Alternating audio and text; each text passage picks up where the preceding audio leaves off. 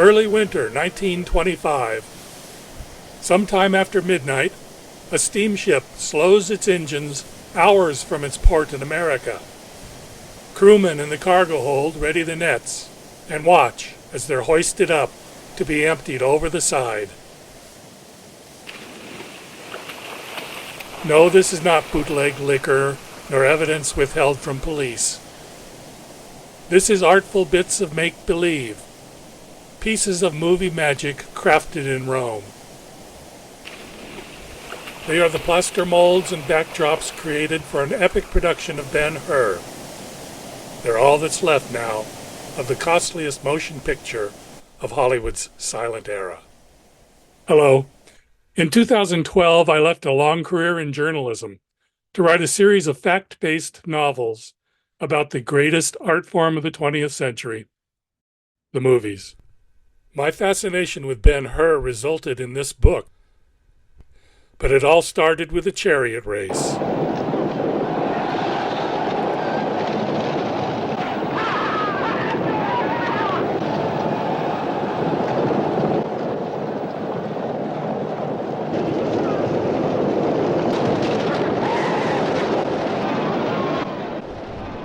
That classic action sequence, shot in a field in Culver City, California, took me on a research quest to the USC Cinematic Arts Library.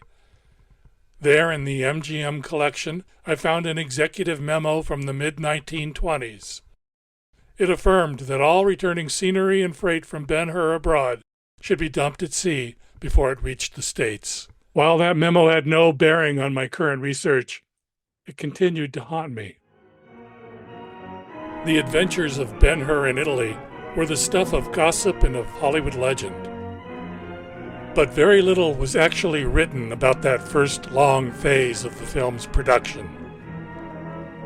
There was one good account by film historian Kevin Brownlow and another by MGM special effects chief A. Arnold Gillespie. All the rest comes from snippets in memoirs and in printed news items of the time.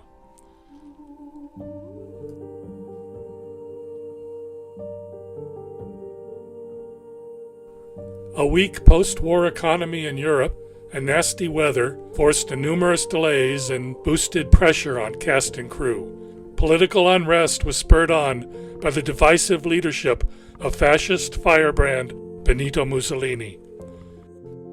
Injuries and mishaps on the set were often taken for acts of sabotage. By late 1924, the entire production was being likened to the curse of King Tut's tomb. The breaking point came in October off the coast of Livorno, Italy. With the rainy season fast approaching, the pressures mounted on the company to shoot the big pirate battle at sea. A fleet of wooden Roman warships arrived fresh from the shipyards. As smoke effects were applied, fires got out of hand, spreading rapidly through the hulls. Hundreds of Italian extras were caught by surprise, forced to abandon ship. Many of them couldn't swim or sank in heavy costumes. The authorities insisted no lives were lost, but with wrongful death lawsuits in the wind, Hollywood executives called a halt and ordered the company home to the States. This was the story I wanted to tell in Cast Aside with Bushman at the unmaking of Ben-Hur in Italy. When I was looking for the best way to begin it, I remembered that cargo ship and the late-night burial at sea. To me, it was emblematic not only of the waste and humiliation in Rome, but of the net of secrecy that engulfed the retreat. How did the cast and studio crew feel about it all? Whether or not they were actually present that night on the deck, they would get the word soon enough. What could they have thought about that hasty final curtain drawn across the most consequential year of their careers?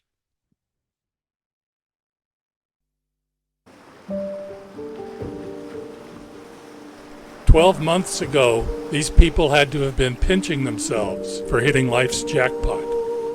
They were the chosen few, as Ben-Hur was sure to become the central jewel in their professional lives.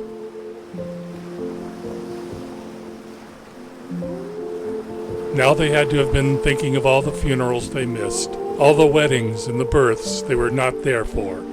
Soon there would be nothing left from their time in Italy but splintered crates and a cloud of goo shifting over the sediment.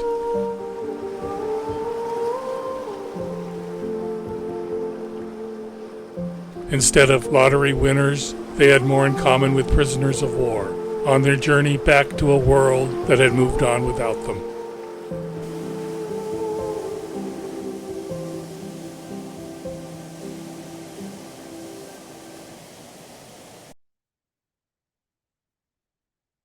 Ben-Hur occupies a singular place in our great silent film heritage. It stands at the crossroads between an era of filmmaking when directors had complete control over the project and an emerging studio system in which bloated budgets left creators under the thumbs of bankers. For me, the line between those two eras runs straight through the making of Ben-Hur.